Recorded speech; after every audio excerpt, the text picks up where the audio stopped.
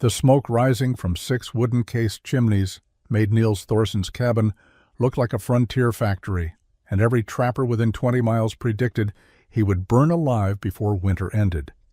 But when Bjorn Carlson's meat spoiled in his overheated cabin, while Niels pulled perfectly cured elk from his smoke-filled interior, the mockery stopped. Before we see how one Norwegian trapper's grief turned into the most ridiculed, then most copied innovation in the Northern Rockies, let us know where you're watching from, and if Frontier Survival Stories move you, hit subscribe. The year was 1841. The Rocky Mountain fur trade was in its final golden decade, and men willing to risk everything could still make a fortune trapping beaver along the tributaries of the Yellowstone River. Niels Thorson had survived 8 winters in the Montana wilderness, and he knew the rhythms of survival as well as any man alive. His partner, Rolf Johansson, had joined him 4 years earlier, and together they worked a profitable territory near the confluence of 2 unnamed creeks in what would later become southwestern Montana. Their cabin was unremarkable. 4 days of work had produced a structure identical to dozens of others scattered across the territory. Logs notched at the corners, mud and moss chinked between gaps, a single stone chimney built from river rocks and clay. 1 door, 1 small window, and a dirt floor. It kept out wind and rain. It provided shelter during the brutal winters when temperatures dropped to 30 below zero. That was enough, or so every trapper believed. The problem every mountain man faced was meat preservation. A successful hunting season could yield hundreds of pounds of venison, elk, and bear meat, but without proper preservation, it would spoil within weeks. The standard solution involved smoking the meat in a separate structure, a dedicated smokehouse built 20 or 30 yards from the living cabin. This required constant attention. Fires had to be maintained at precise temperatures, low enough to produce smoke without cooking the meat, hot enough to generate consistent output. A trapper might spend 4 or 5 hours each day managing his smokehouse, time stolen from setting trap lines or processing pelts. The alternative was smoking meat inside the living cabin, but this created its own problems. The fire needed for smoking had to burn low and slow, producing thick smoke but minimal heat. In winter, this left the cabin freezing. A man could cure his meat or heat his home, but doing both simultaneously seemed impossible. Every trapper accepted this limitation. You managed 2 structures, or you froze while smoking, or you smoked in autumn and hoped the preserved meat lasted through winter. Niels and Rolf had followed the standard approach. Their small smokehouse stood 30 yards from the cabin, a crude structure of green logs that would last 2 or 3 seasons before needing replacement. During the autumn of 1841, they processed deer and elk, hanging strips of meat on racks inside the smokehouse while tending fires of green willow that produced dense, cool smoke. It was tedious work, but it was the work of survival. By early April, their meat stores were adequate. Not abundant, but sufficient to supplement spring trapping with protein. They had emerged from another winter successfully. Both men were already planning the next season, discussing which creek tributaries to focus on, where beaver populations seemed strongest. Everything was routine. Everything was fine. Neither man suspected that within 2 weeks one of them would be dead, and the other would begin an obsession that would change how cabins were built across the entire northern Rockies. April 14, 1841, began as an unremarkable spring morning. Rolf Johansson left the cabin at dawn to check their trap lines along the eastern creek, a route he had walked dozens of times. Niels stayed behind to process pelts from the previous day's haul, scraping fat and tissue from beaver hides stretched on wooden frames outside the cabin. The work was methodical, requiring attention but not concentration, and he lost himself in the rhythm of the draw knife against hide. Around midday, 3 gunshots cracked through the distance. Rapid succession, then silence. Niels dropped his knife and grabbed his rifle. 3 shots meant trouble. 1 shot was a kill. 2 shots suggested a miss and correction. 3 shots meant desperation. He ran toward the sound, following the creek eastward, his boots splashing through shallow water where the bank narrowed. He found Rolf a mile from camp, near a beaver dam they had been working for 2 weeks. The grizzly bear lay dead 15 feet from Rolf's body. The scene told its story with brutal clarity. Rolf had been checking a trap at the dam's edge when the bear attacked, probably a female protecting territory or drawn by the scent of trapped beaver. Rolf had managed to fire his rifle, but the shot had only wounded the animal. The enraged grizzly had killed him with terrible efficiency before succumbing to its own wound. Niels spent the rest of that day digging. The ground was partially frozen, and each shovelful came hard. He buried Rolf on a hillside overlooking the creek where they had trapped together, marking the grave with stones arranged in a careful rectangle. He spoke no words. There were no words that mattered. That night, alone in the cabin, Niels could not sleep. He kept hearing those 3 shots, each one a moment of hope followed by failure. The single room felt larger without Rolf's presence. The fire burned in the stone chimney, providing warmth, but Niels noticed things he had never paid attention to before. The gaps between logs where wind whistled through despite the chinking. The door that hung on leather hinges, secured only by a simple wooden bar. The single window covered with scraped hide that let in dim light and kept out nothing. Determined to enter, he thought about the bear. If Rolf had made it back to the cabin with the animal pursuing, what would have stopped it? The door would have lasted minutes against a determined grizzly. The walls were solid, but the gaps between logs could be widened by powerful claws. The window was an obvious weak point. The cabin offered shelter from weather, but against a real threat, it provided almost no protection. Most mountain men would have buried their partner and moved on, accepted death as part of the bargain made when entering the wilderness. But something shifted in Niels that night. He became fixated on a question that most trappers never asked. Why did cabins have to be so vulnerable? Niels finished the spring trapping season alone, but he spent his time differently than before. He visited other trappers' camps, ostensibly to trade supplies and share news of the season's take, but actually to observe how they lived. He paid attention to their cabins, their smokehouses, their daily routines of survival. A pattern emerged that he had never consciously noticed before. At Torsten Muller's camp, Niels watched the daily ritual. Torsten maintained his smokehouse 20 yards from his cabin, tending fires of green alder that produced the dense, cool smoke needed for proper meat curing. Every few hours he checked the temperature, adjusted the ventilation, added wood. Meanwhile, his cabin fire burned separately, providing heat for cooking and warmth. 2 structures, 2 fires, constant management of both. Torsten complained about the work.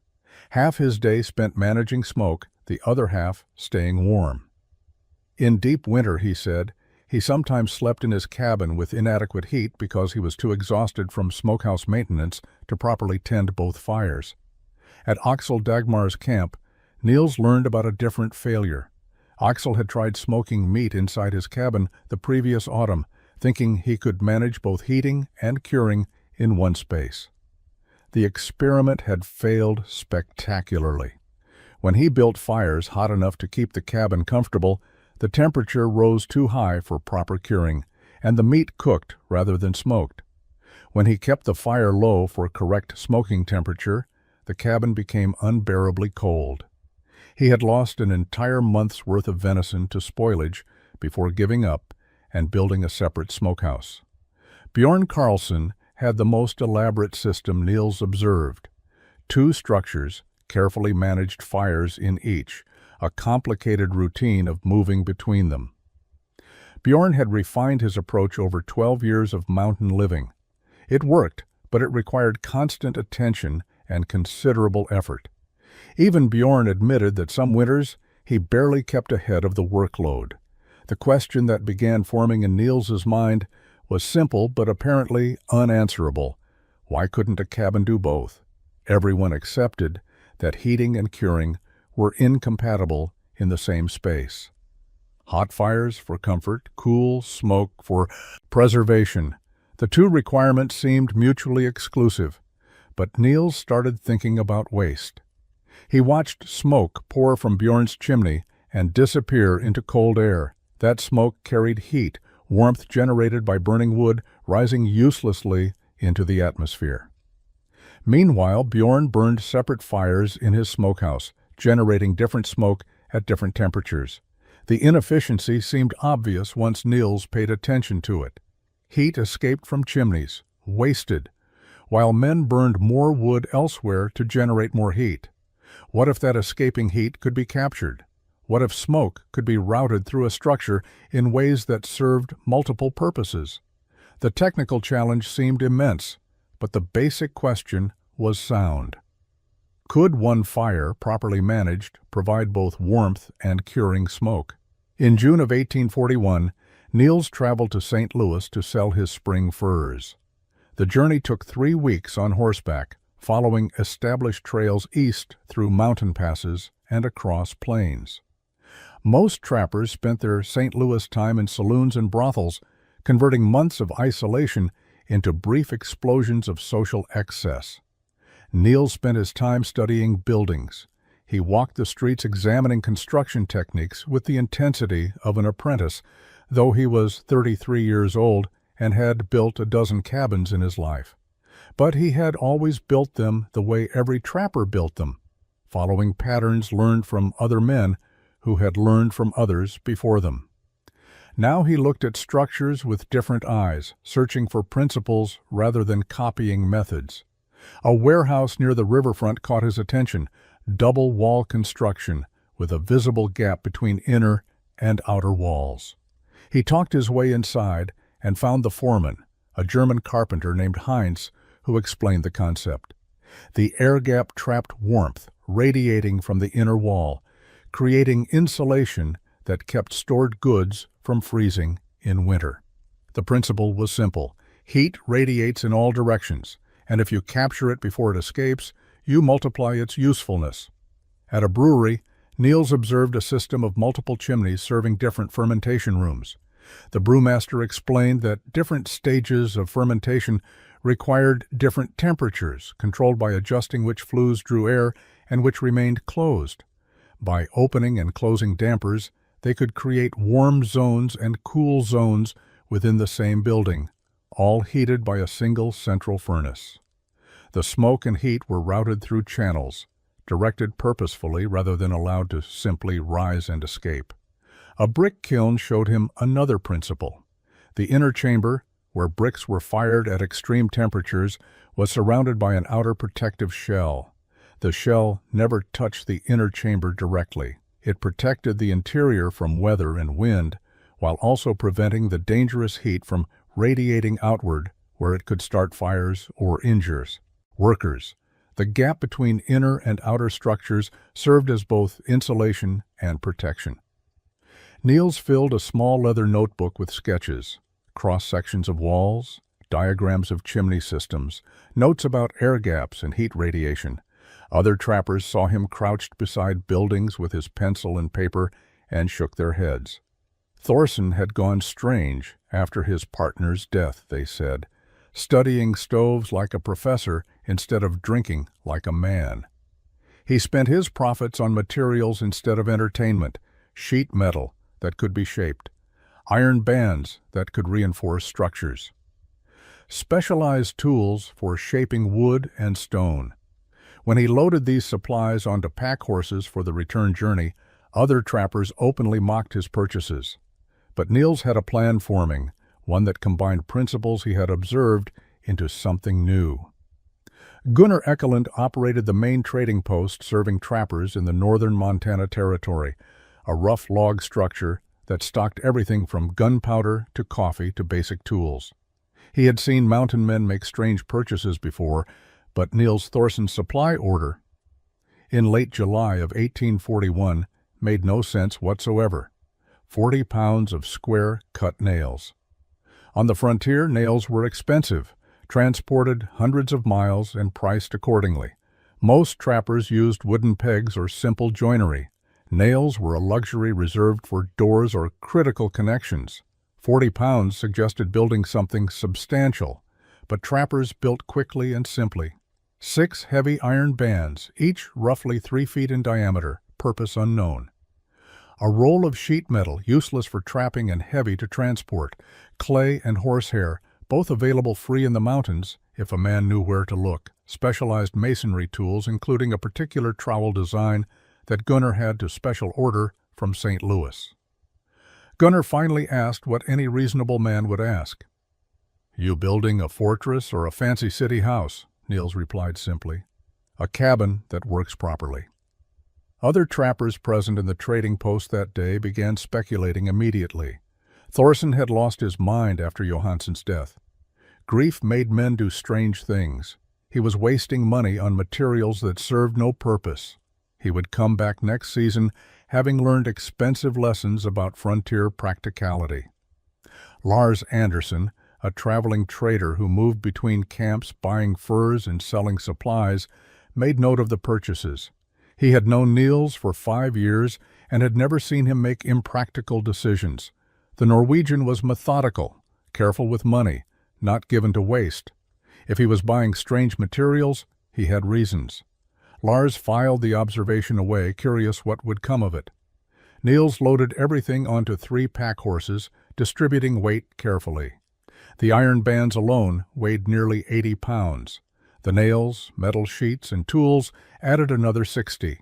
He was carrying nearly 150 pounds of materials that most trappers would consider unnecessary, transported at considerable effort back into the mountains. Bjorn Karlsson encountered him on the trail 2 days later, both men heading back to their respective territories. Bjorn examined the loaded pack horses and laughed. "You carrying enough iron to shoe every horse in Montana. What's all that for?" Niels offered no detailed explanation. "Building a better cabin." Bjorn's assessment was immediate and certain. "Poor bastards building a monument to Johansson, waste of time and money, cabins for keeping rain off your head, not impressing anybody." He rode on, shaking his head at the foolishness of men who couldn't accept death and move forward. The story spread through the scattered trapping community over the following weeks. Thorson had bought a fortune in unnecessary materials. He was building something elaborate, probably driven by grief. The consensus was sympathy mixed with certainty that he was wasting resources. Mountain living required practicality. Elaborate projects were city thinking, unsuited to wilderness realities. Niels ignored the talk. He had observed principles in St. Louis that could solve problems everyone else accepted as unsolvable. Whether others understood his reasoning was irrelevant. He would build what he envisioned, test whether it worked, and accept the results. If he failed, he would have wasted time and money. If he succeeded, he would survive winters more efficiently than anyone else in the territory. Niels returned to his trapping territory in early August of 1841 with his unusual supplies and a clear vision. His first decision surprised any trapper who might have observed. He did not rebuild on the site where he and Rolf had lived.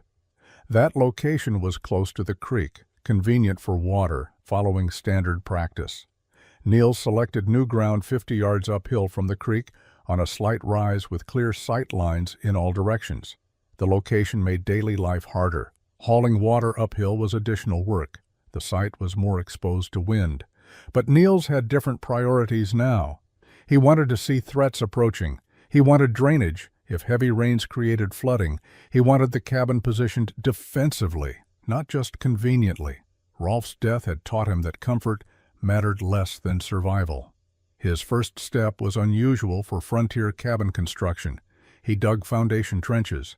Most trappers simply cleared ground and began stacking logs directly on dirt.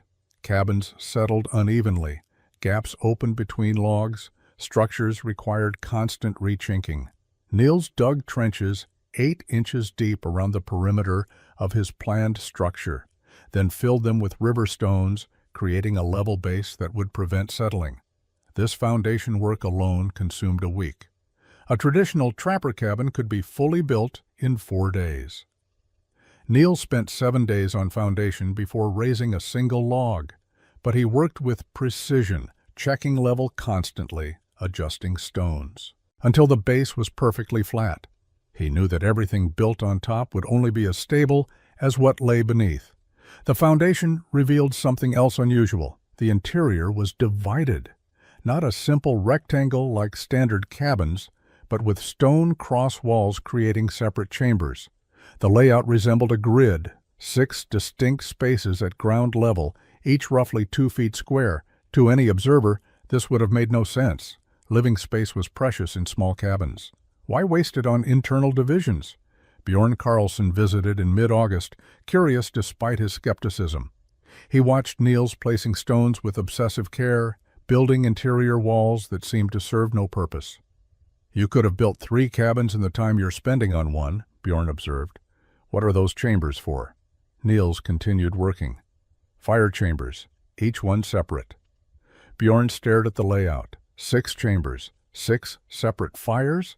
The idea was absurd. 1 fire heated a cabin adequately. 6 fires would be wasteful, consume massive amounts of wood, serve no purpose.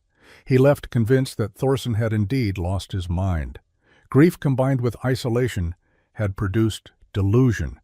The Norwegian was building something that violated every principle of practical cabin construction. By September, Niels had completed his foundation and nothing else. Other trappers were finishing their cabins, preparing for autumn trapping season.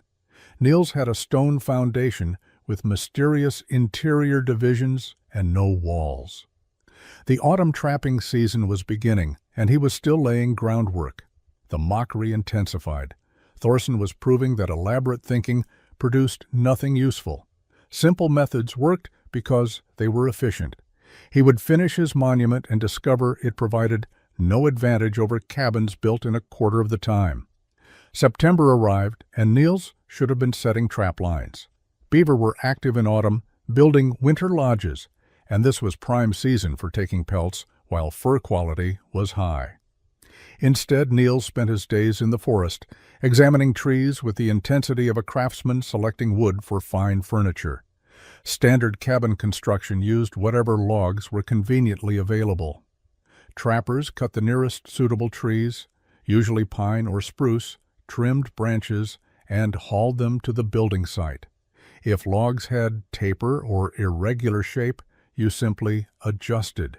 Gaps between logs were inevitable and expected. Chinking filled those gaps adequately. Niels rejected this approach entirely.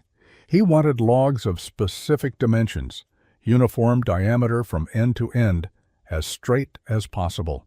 He walked miles searching for suitable trees, examining dozens before selecting one. Each chosen tree met strict criteria: 12 inches in diameter, minimal taper, straight grain, no significant knots or irregularities. He cut trees from scattered locations across several square miles, hauling each one back to his building site. Torsten Müller encountered him one afternoon, struggling to drag a log from nearly 2 miles away. Torsten stared in disbelief. "There's perfectly good trees 50 yards from your cabin site. Why are you hauling that from way out here?" Niels paused to catch his breath.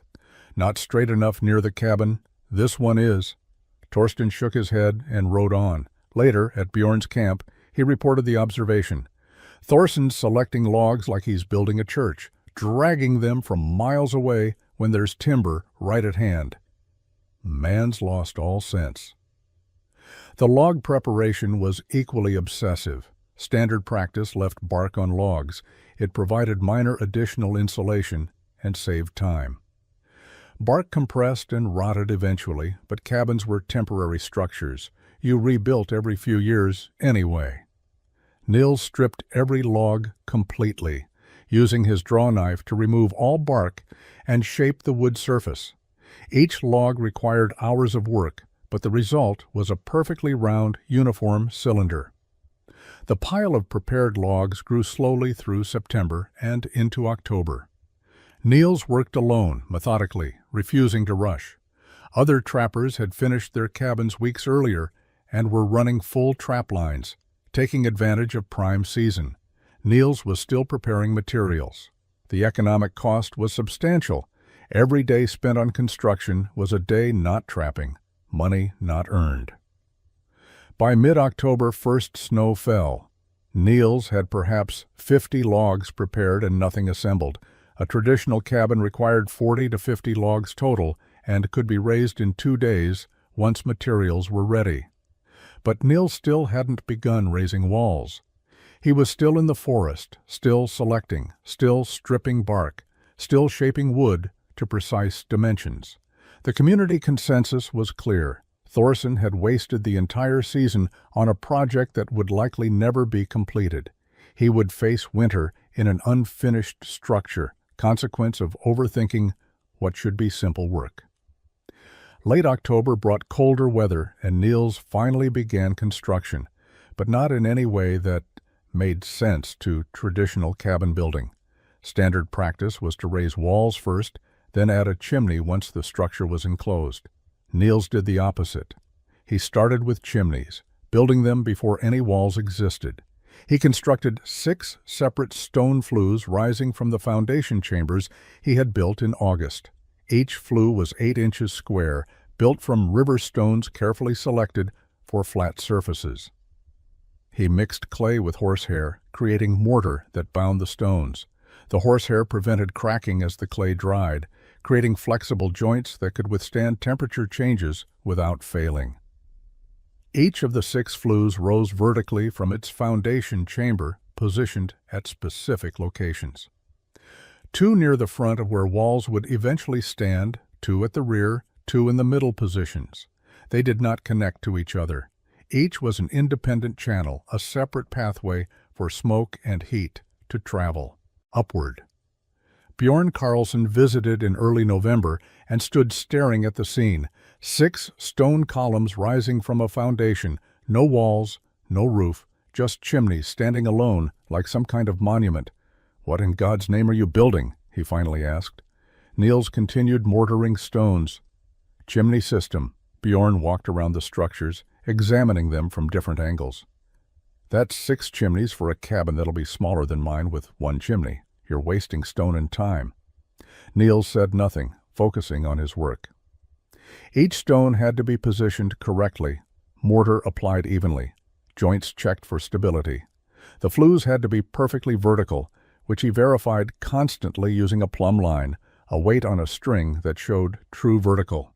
Any deviation would affect how smoke drew upward. The precision of the work was unusual. Most trappers built chimneys quickly, knowing they would last a few years before needing repair or replacement. Niels built as if creating permanent structures. Each stone selected for optimal fit, each joint carefully formed, each section checked and rechecked before proceeding to the next level. The clay horsehair mixture itself drew mockery. Bjorn examined it and laughed. "Making fancy pottery now? Plain mud works fine for chinking." But plain mud cracked and fell out within months. Niels had observed chimneys at other camps, seen the failures, noted how mortar deteriorated. His mixture would remain flexible, resist cracking from heat and cold cycles, maintain its seal for years. The horsehair was not decoration, it was structural reinforcement. By mid-November, the 6 flues stood 8 feet tall, rising from the foundation like stone pillars. Snow fell regularly now, and Niels worked in freezing conditions, his hands numb, breath visible in cold air. Other trappers were warm in finished cabins, running trap lines, earning money. Niels was still building, still working on a structure that remained incomprehensible. Word spread through the scattered trapping community. Thorson's building some kind of monument, 6 chimneys and no walls. Claims it's a cabin, but looks like a stone garden. The man's completely lost his mind. Grief does strange things. He'll freeze before he finishes whatever that thing is supposed to be. Torsten Mueller reported to others that Thorson was burning through his money and time on a project with no clear purpose. "I give him until January before he admits defeat and moves into someone else's cabin for the winter." Late November brought the next phase that made Niels's approach even stranger to observers. He began raising walls, but they wrapped around the existing stone flues rather than being built first with chimneys added later. Each log had to be notched and shaped to fit against the stone channels, creating an integrated structure where walls and chimneys formed a single unit. The logs he had spent weeks selecting and preparing now proved their purpose. Because each was uniform in diameter, they stacked with minimal gaps. Standard logs with irregular taper created spaces between them that required heavy chinking. Niels's logs fit together so tightly that chinking served only to seal minor imperfections, not to fill large voids. The chinking mixture was his clay horsehair pine resin compound, which had taken 3 days to prepare. He boiled pine sap collected from trees, reducing it to thick resin. Mixed with clay and horsehair, it created a material that was waterproof, flexible, and incredibly adhesive. He applied it warm, packing it between logs where it bonded to the wood surfaces. Bjorn visited again in early December and watched Niels work. "You're spending more time on chinking than I spent on my entire cabin. That mixture probably cost more than my whole chimney." Niels pressed the compound carefully into each gap. "Your chimney will need repair next spring. This won't." Bjorn had no response to that. It was true that his chimney, built quickly with plain mud mortar, already showed cracks after one winter. He rechunked it every spring. But that was normal. Cabins required maintenance. Niels was building as if he planned to never touch it again. As the walls rose, the 6 stone flues remained visible, extending upward through the structure. At 8 feet, where the walls reached roof height, the flues continued another 18 inches above the planned roof line. This was necessary to create proper draft and prevent smoke from being blown back down by wind. But it meant the roof structure would have to accommodate 6 separate penetrations. Niels built the roof framing with the same precision he had applied to everything else. Each beam was notched to fit around the chimney channels.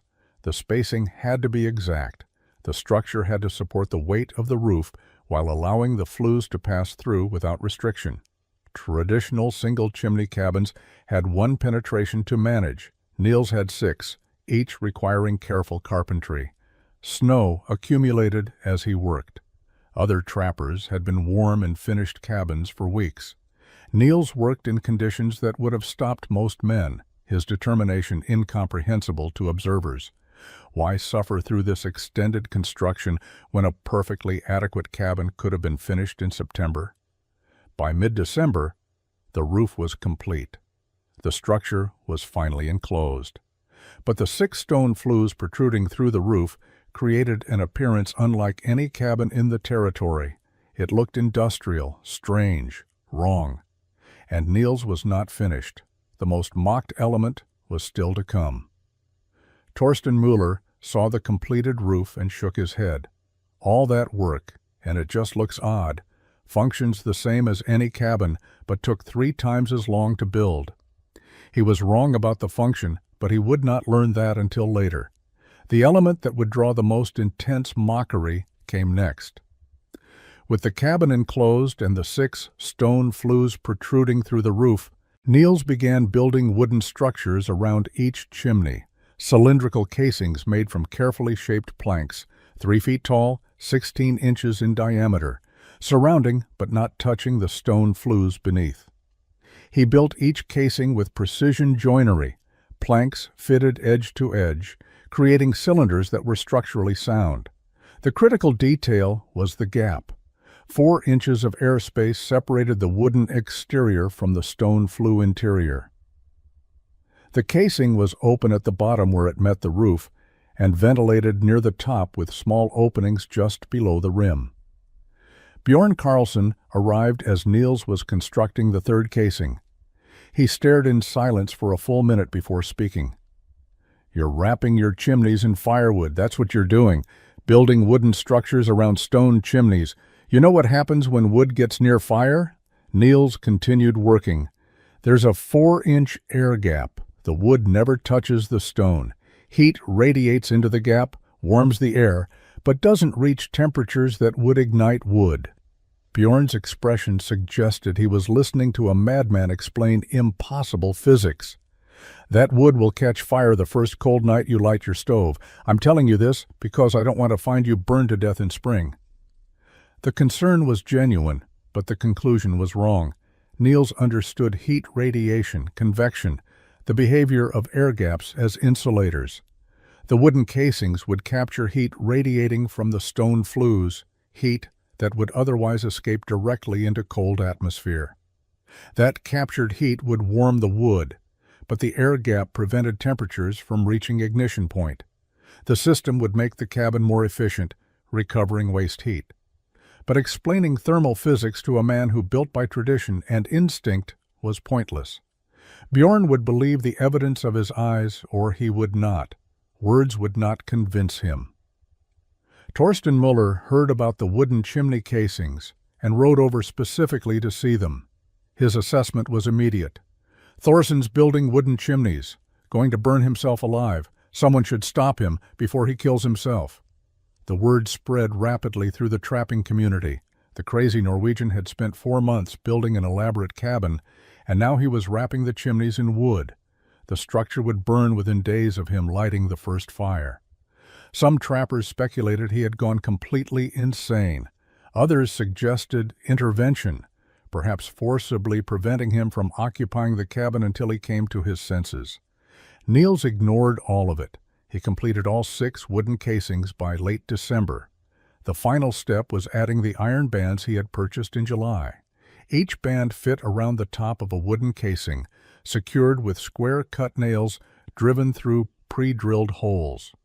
The bands served multiple purposes: structural reinforcement preventing the wood from warping, spark arrestor preventing embers from escaping, and weather seal protecting the gap between wood and stone from rain infiltration. The completed cabin was unlike anything in the territory. 6 wooden cylinders protruding from the roof, each topped with an iron band. It looked strange, industrial, wrong. December 23, 1841, marked the day Niels completed construction and could finally reveal what 4 months of obsessive work had created. The interior layout was as unconventional as the exterior appearance. Where traditional trapper cabins were simple single rooms with a fire pit or a basic fireplace, Niels had created a structure with 3 distinct vertical zones, each serving different purposes. The ground level consisted of the 6 fire chambers he had built into the foundation. Each chamber was approximately 2 feet square, separated from its neighbors by stone walls, each connected to one of the 6 stone flues that rose through the structure. These were not meant to hold large fires. They were designed for small, controlled burns that would generate smoke and moderate heat rather than intense flames. The middle level, where Niels would actually live, occupied the main cabin space at normal floor height. Here he had installed heavy wooden racks suspended from the ceiling beams. These were not furniture that could be moved. They were structural elements built into the architecture itself, designed to support hundreds of pounds of weight. The racks were positioned so that smoke rising from the ground-level fires would circulate around them before continuing upward to the flues. The upper level, in the space just below the roof, was where smoke would concentrate most heavily. This zone would be uninhabitable for a person, but ideal for the final stages of meat curing. The warmest, smokiest air would naturally rise to this level, creating perfect conditions for preservation. At the base of each stone flue, Niels had installed dampers. These were simple metal plates that could be slid into position to partially or completely block airflow. By adjusting these dampers, he could control which flues drew actively and which remained dormant. Opening dampers on flues 1, 3, and 5 would create one pattern of heat and smoke circulation. Opening dampers 2, 4, and 6 would create a different pattern. The system allowed him to direct heat and smoke exactly where needed. The door was solid and well-fitted, designed to seal tightly and prevent drafts. One small window provided light, but was positioned high on the wall and covered with oiled hide. These were standard features, but in Niels's design they served an additional purpose. By minimizing air leaks, he could control exactly how air moved through the structure. Fresh air would enter through deliberate vents at ground level, flow through the fire chambers, rise past the meat racks, and exit through whichever flues he chose to open. He had built gun ports at strategic locations, narrow slits in the walls, invisible from outside, but wide enough to aim a rifle through. These served no purpose for the heating and curing system, but they addressed the lesson from Rolf's death. If threats approached, he could defend without opening the door or exposing himself. A sleeping platform raised 2 feet off the ground gave him a place to rest while providing storage space beneath for supplies, ammunition, trapping equipment. A small work table occupied one corner. Shelves mounted high on walls held food stores, tools, items that needed to stay dry and protected. The entire interior was designed around smoke circulation and heat management. Every element served the dual purposes of providing living space and preserving food. It was not a cabin with a smokehouse attached. It was a single integrated structure where both functions occurred simultaneously in the same space. December 26, 1841, Niels lit his first test fire. He did not start all 6 chambers burning simultaneously. That would have been reckless, testing an unproven system at full capacity. Instead, he placed small amounts of dry kindling in Chamber 1, lit it, and watched what happened. Smoke rose from the kindling, entering the stone flue above the chamber. The flue drew well, pulling smoke upward. Niels climbed onto the roof and observed smoke exiting through the first wooden casing. He placed his hand on the wooden exterior, monitoring temperature. After 10 minutes, the wood was warm but not hot. After 30 minutes, noticeably warm, but still well below any temperature that might cause concern. After an hour, the wood had reached a stable temperature, warm to the touch, but nowhere near combustion range. The air gap was working exactly as he had calculated. Heat radiated from the stone flue into the gap, warming the air trapped there. That warmed air rose and vented through the small openings near the top of the wooden casing. The wood itself absorbed some heat and radiated it back into the cabin space, but the gap prevented direct heat transfer that would make the wood dangerously hot. Over the next 3 days, Niels tested each flue individually. He learned their characteristics. Flue 3 drew strongest, probably due to its position relative to prevailing winds. Flue 5 drew weakest and needed the damper fully open to function well. Each had personality, quirks, behaviors that he noted and filed away for future reference. On December 30th, he tested multiple fires simultaneously. Chambers 1, 3, and 5 burning together. The system handled it without difficulty. Smoke from 3 sources rose through 3 flues, never backing up, never creating dangerous conditions. The wooden casings all remained at safe temperatures. Inside the cabin, the heat from 3 fires was substantial but not overwhelming.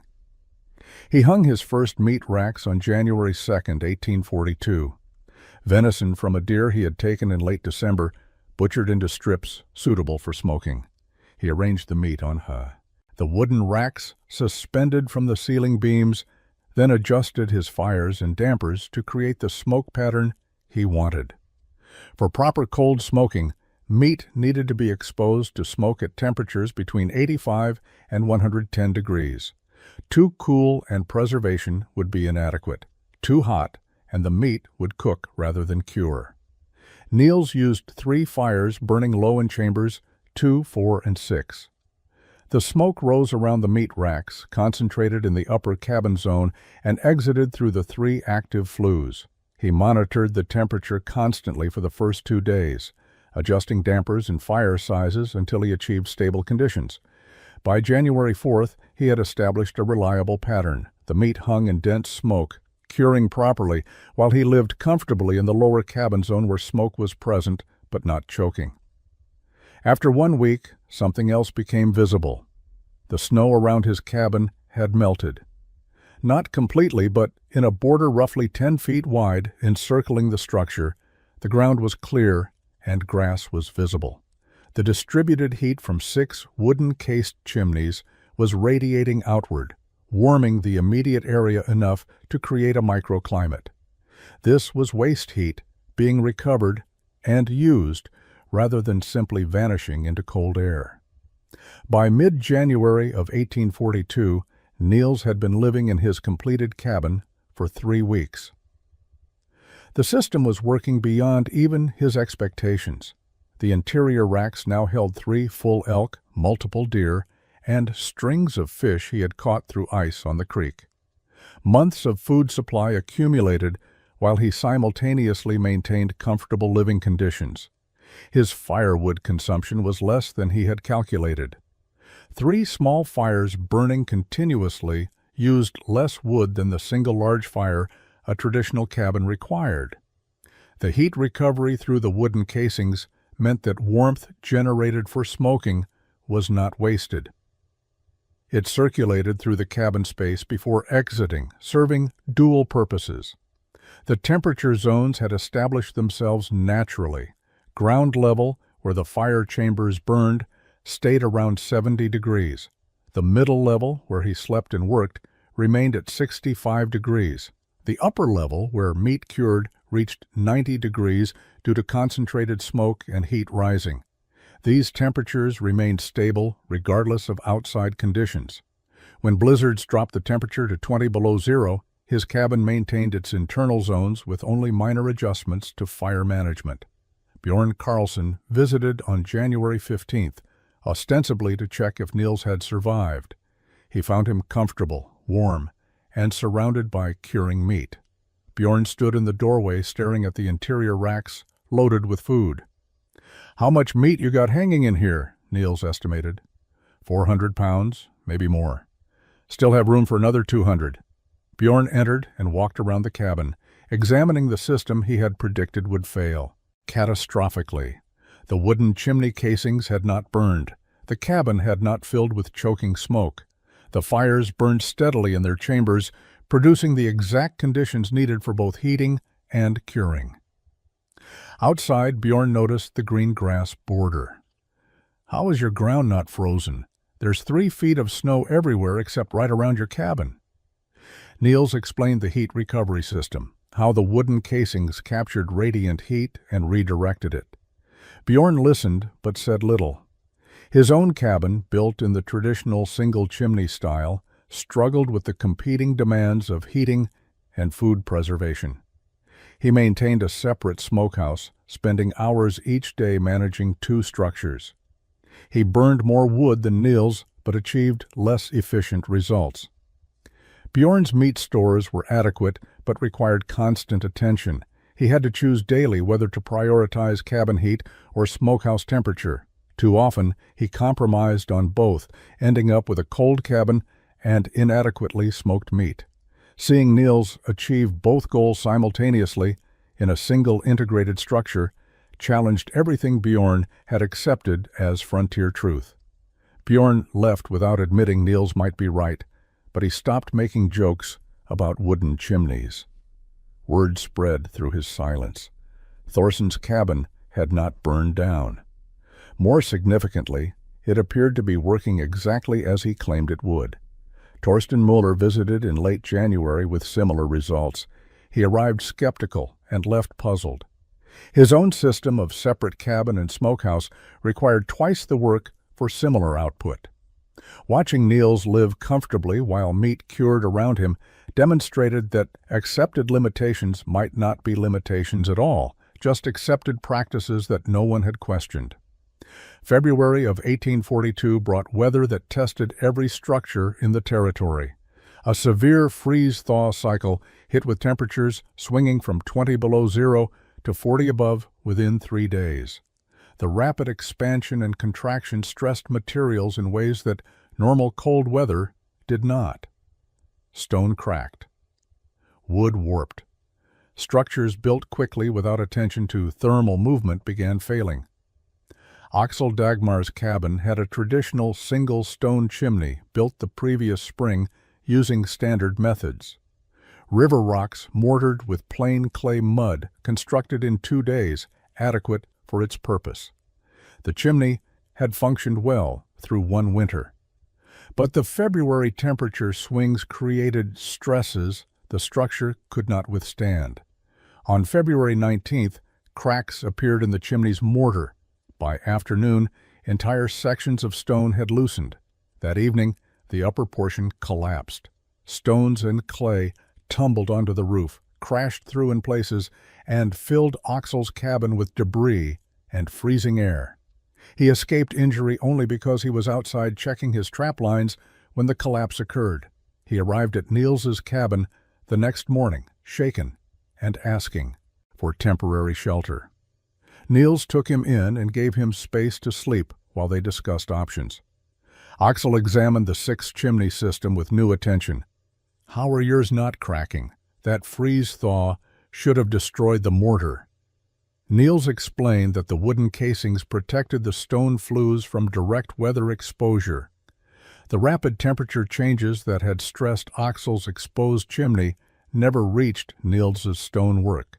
The air gap provided insulation, buffering the flues from extreme swings. Additionally, the clay horsehair mixture he used for mortar was flexible enough to accommodate minor expansion and contraction without cracking. Oxel spent 3 days at the cabin observing the system operate. He asked detailed questions about construction methods, materials costs, time investment. He watched how Niels adjusted dampers to control heat and smoke distribution. He saw the abundant cured meat, the comfortable living conditions, the stable temperatures maintained regardless of outside weather. On the 3rd day, Oxel admitted what few trappers would say aloud. "I mocked this cabin, called it Thorson's folly, told others you had wasted your time and money. I was completely wrong." Niels appreciated the honesty but offered no judgment. "Traditional methods work adequately for most men. This works better for my needs." Oxel returned to his damaged cabin and began rebuilding. He did not attempt to replicate Niels's 6-flue system exactly. He lacked the materials, time, and perhaps the skill for such complexity, but he incorporated principles he had learned. He built 3 flues instead of 1, used better mortar, created basic heat recovery. His rebuilt cabin was not as sophisticated as Niels's, but was substantially better than what he had before. Word of the collapse spread quickly. Dagmar's chimney failed, while Thorson 6 stood firm. The detail about wooden casings protecting stone flues from weather damage reached every camp in the territory. Men who had dismissed the wooden casings as foolish decoration began reconsidering. Perhaps they served actual engineering purposes. Bjorn visited it again in late February, examining the wooden casings with new attention. "So the wood protects the stone, not just waste lumber," Niels confirmed. "Everything serves multiple purposes: protection, heat recovery, draft control." Bjorn said nothing more, but his expression suggested reassessment of previous judgments. March of 1842 brought early spring thaw and the problem every trapper with winter meat stores eventually faced: temperature management during unpredictable weather. Warm days alternated with cold nights. Cabin interiors fluctuated between too hot and too cold. Meat hanging in these variable conditions risked spoilage if temperatures rose too high or remained inconsistent. Bjorn Karlsson faced exactly this challenge. His single chimney cabin required a fire large enough to heat the living space comfortably. During cold March nights, he burned substantial wood and woke to a warm cabin. During warm March days, he reduced the fire or let it die entirely to prevent overheating. His meat stores hung in the cabin, exposed to these temperature swings. For a week, temperatures varied wildly. Bjorn managed as well as any trapper could, adjusting his fire constantly, trying to maintain stability. But meat curing required consistent conditions. The repeated cycling between warm and cool created ideal circumstances for spoilage. Bacteria that remained dormant in stable cold smoke became active when temperatures rose, then survived when temperatures dropped again. On March 12th, Bjorn discovered that his primary elk meat supply had spoiled. 6 months of carefully preserved food, ruined by 1 week of weather he could not control. The loss represented not just meat, but security. Those stores were meant to carry him through spring until fresh game became abundant. Now he faced potential shortage. He walked to Niels's cabin carrying a piece of the spoiled meat as evidence of his failure. He found Niels pulling another rack of perfectly cured elk from the upper cabin zone. The contrast was absolute and undeniable. Bjorn had lost everything. Niels had abundance. "How do you keep the temperature steady?" Bjorn asked. No mockery remained in his voice, only genuine need to understand. Niels explained the damper system. During warm days, he closed the heat-focused flues entirely and opened only the smoking flues. The meat stayed in the cool smoke zone regardless of outside temperature. During cold nights, he opened heat flues to warm the living space, but kept smoking flues operating independently. The meat never experienced temperature swings because the zones were separately controlled. Bjorn spent the entire day examining the system, taking notes with a pencil stub on birch bark. He asked about construction details, material sources, time requirements, costs. He wanted to understand not just what Niels had built, but how to replicate it. Niels walked him through every aspect.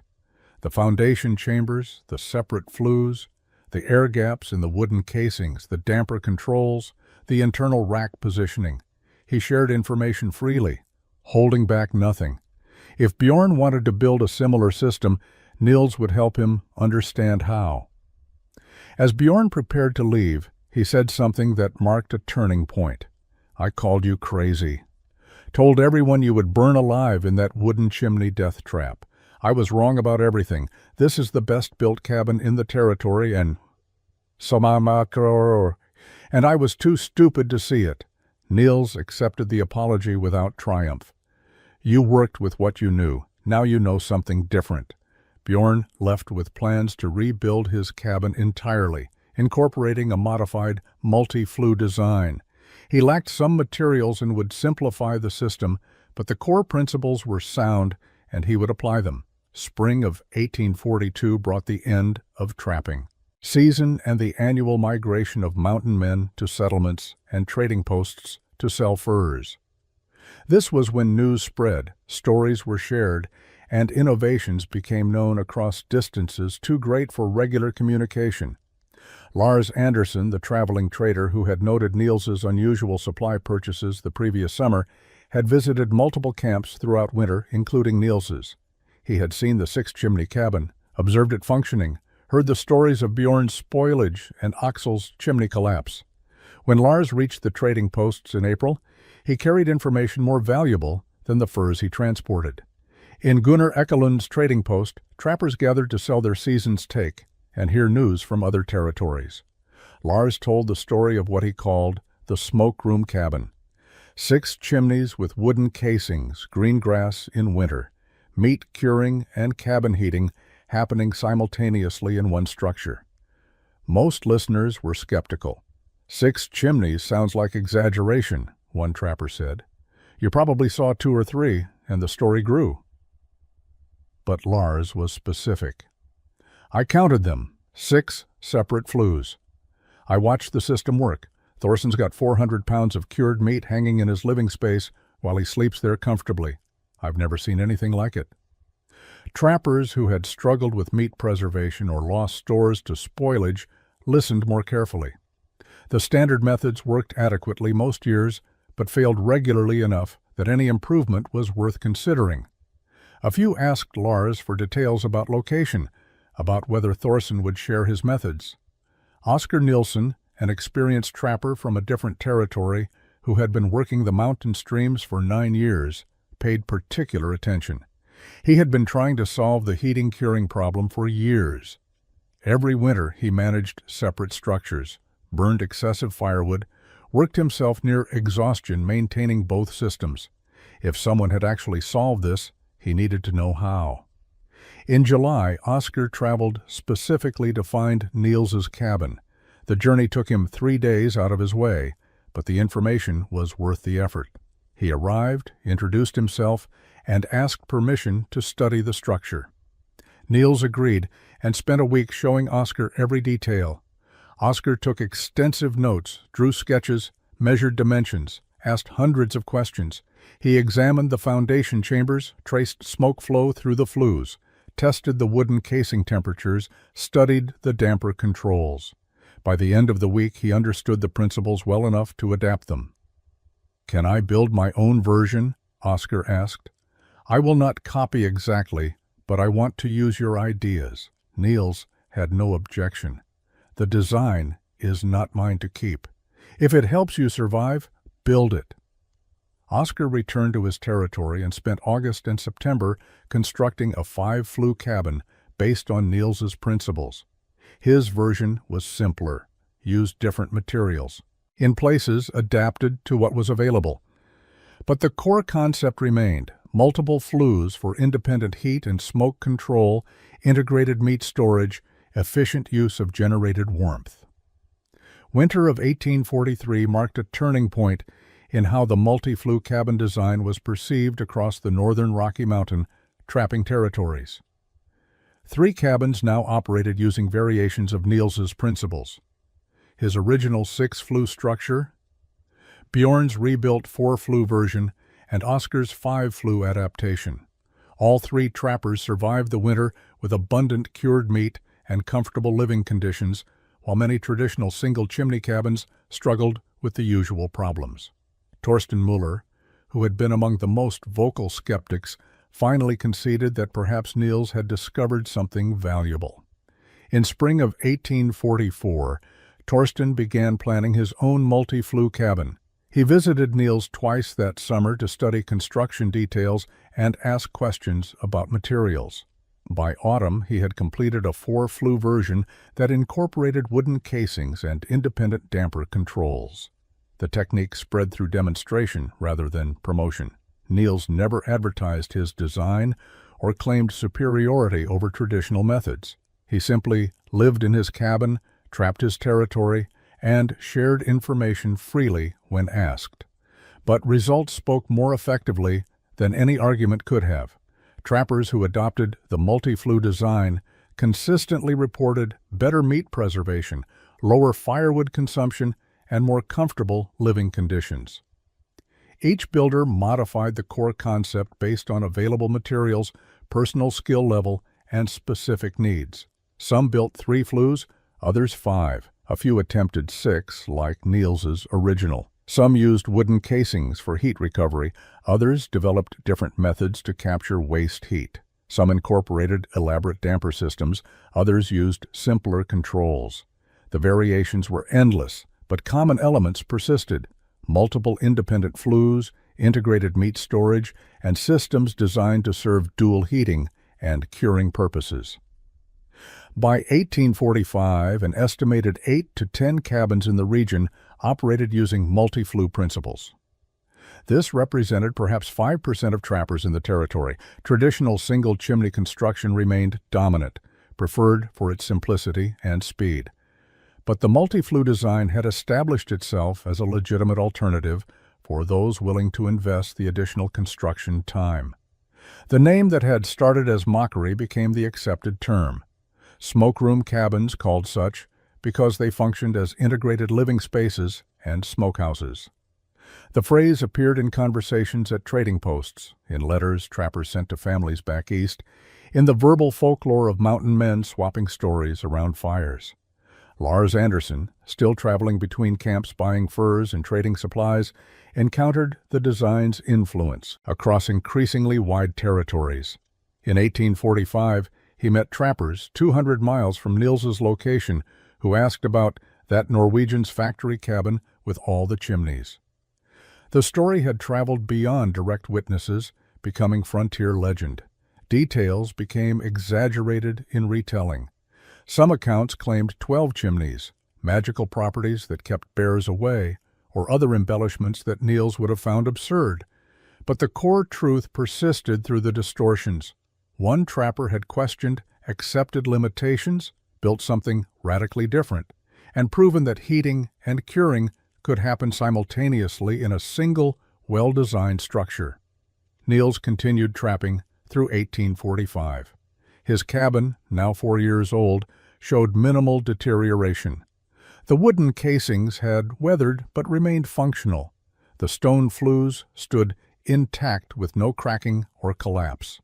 The system operated exactly as designed, requiring only routine maintenance. By 1846, the Rocky Mountain fur trade was collapsing. Beaver populations had been trapped nearly to extinction. More significantly, silk had replaced beaver felt in hat production, destroying demand for pelts that had driven the mountain man era. Men who had spent decades in the wilderness faced reality. The life they knew was ending. Niels Thorsen made his decision in spring of 1846. He was 37 years old, had survived 15 years in the mountains, and had saved enough money to start differently. He sold his trapping territory and cabin to a settler family, packed his possessions, and joined a wagon train heading to Oregon Territory. In Oregon, he bought a small ranch in the Willamette Valley, 40 acres with creek and timber. He built a house using principles learned in mountains: careful material selection, superior construction, attention to details others overlooked. In 1847, he married a widow named Kirsten, who had also come west. They raised 3 children over the following decade. Niels never became famous. He never sought recognition for the cabin design that had changed trappers' lives. He lived quietly, raised cattle and hay, participated in community, and grew old without fanfare. When conversations turned to frontier stories, he rarely mentioned his mountain years. That was a different life left behind when he chose civilization. His original cabin remained standing in Montana, occupied by successive inhabitants through the 1850s. Each new occupant discovered the 6-chimney system worked remarkably well. They maintained it, used it, appreciated its efficiency without knowing the story behind its construction. Traditional cabins from the same era collapsed or required constant repair. The smokeroom cabin simply functioned year after year. By 1855, the cabin had survived 14 winters. Wooden casings showed weathering but no rot. Stone flues stood perfectly vertical with intact as mortar. Internal racks still supported hundreds of pounds of curing meat. The structure demonstrated what careful engineering could achieve in harsh frontier conditions. The multi-flue design continued spreading slowly through the 1850s and 60s. It never became universal. Most settlers built simple single-chimney cabins because they were faster and required less skill. But those who valued efficiency continued discovering the advantages of multiple flues and integrated smoke management. Frontier historians later estimated 15 to 20 cabins were built using variations of Niels's principles between 1841 and 1865. Some stood for decades, becoming local landmarks. A few were preserved into the 20th century as examples of unusual frontier architecture, though most who saw them never learned the story of their origin. Niels Thorsen died in 1873 at his Oregon ranch, age 64, surrounded by family. His obituary mentioned ranching success and community involvement. It said nothing about mountains, trapping, or the cabin that had been mocked then copied. In Montana, his original cabin stood until 1891, when forest fire swept the territory. But the principle endured in other structures, in knowledge passed between builders, in understanding that accepted limitations were sometimes just accepted ignorance, waiting to be challenged by someone willing to try something different.